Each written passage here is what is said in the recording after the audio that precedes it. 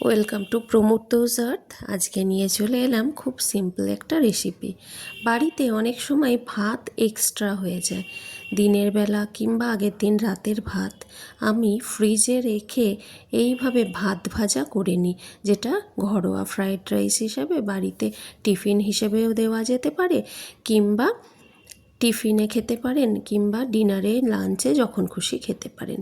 আমি দুটো ডিম নিয়েছি, নিয়ে অল্প সাদা তেলের মধ্যে ডিমের ভুজিয়াটা করে নিচ্ছি। অল্প লবণ দিয়েছি, অল্প গোলমরিচের গুঁড়ো দিয়েছি, দিয়ে ভুজিয়াটা রেডি করে নিয়ে তারপর এটাকে তুলে রাখতে হবে। খুব বেশি লাল লাল করে ভাজলে আবার স্টিফ হয়ে যাবে। মোটামুটি মিডিয়াম আঁচে এটা তৈরি করে নিতে হবে। কড়াইয়ে সাদা তেলের মধ্যে গোটা গরম মশলা, জিরে, শুকনো লঙ্কা, এই জিরে আর শুকনো লঙ্কা, তেজপাতা এগুলো যখন দেবেন, জিরেটাকে যদি এইভাবে তুলে রাখেন তাহলে ফোড়নটা পুড়ে যাবে না।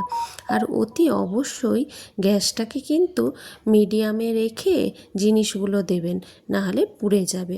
ফোড়ন দেওয়া হয়ে গেলে ফোড়নটা ভালো করে নাড়িয়ে নিতে হবে যাতে লঙ্কাগুলো শক্ত হয়ে যায়। আর গোটা গরম মশলাটা যাতে সুন্দর করে ভাজা হয়, গন্ধটা খুব ভালো ছাড়ে। ফোড়নটা আবার পুড়ে গেলেও চলবে না, কিন্তু সেই দিকেও খেয়াল রাখতে হবে। ফোড়ন পুড়ে গেলে কিন্তু খেতে খুব বাজে লাগে। পেঁয়াজ ছোট ছোট করে কুচি করে রেখেছিলাম, পেঁয়াজটা দিয়ে দিলাম। পেঁয়াজগুলো লাল লাল করে ভাজা হবে, যেন পুড়ে না যায়, সেদিকে খেয়াল রাখতে হবে।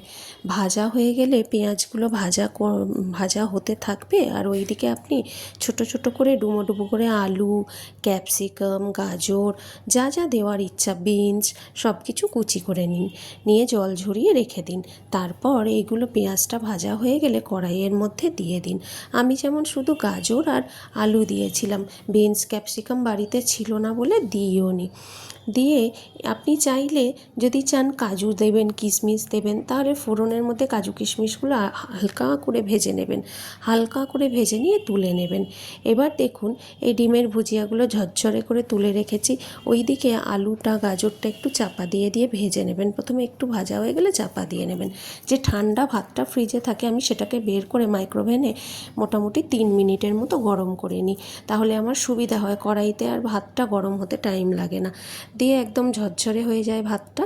যখন আলুটা খুন্তি দিয়ে কাটা যাবে তখন দেখুন মোটামুটি 60% মতো বা 70% মতো যখন ভাজা হয়ে গেছে, তখন ভাতগুলোকে ধীরে ধীরে ধীরে ধীরে মিশিয়ে দিতে হবে। গাজরটাও কেটে দেখে নিন সিদ্ধ হয়ে গেছে কিনা, তারপর ভাতগুলো মিশিয়ে দিতে হবে। যেহেতু ভাতটা ঝরঝরে ভাত, তাই জল জল ভ্যাপসা বা জল সপসপে হওয়ার কোনো চান্স থাকবে না, জল জল হওয়ার চান্স থাকবে না।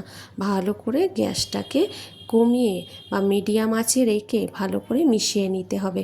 ভাতটা মেশানোর সাথে সাথে আলু আর গাজরে আমি অল্প লবণ দিয়েছিলাম।